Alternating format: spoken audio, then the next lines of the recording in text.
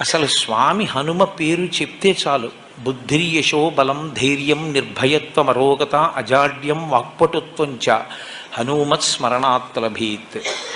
హనుమని స్మరించినంత మాత్రం చేత, హనుమకి నమస్కరించి హనుమని సేవించినంత మాత్రం చేత హనుమ యొక్క గొప్పతనం ఎక్కడుందంటే అజాడ్యం. ఆయనని సేవించినటువంటి వారికి జాడ్యము పోతుంది. జాడ్యము అంటే జడత్వము.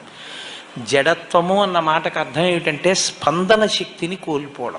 శ్రీరామాయణంలో రామచంద్రమూర్తిగా శ్రీ మహావిష్ణువు వచ్చే ముందే బ్రహ్మదేవుడు అనేక మంది దేవతల్ని శాసించాడు. రావణ సంహారం అంటే అంత తేలికైన విషయం కాదు.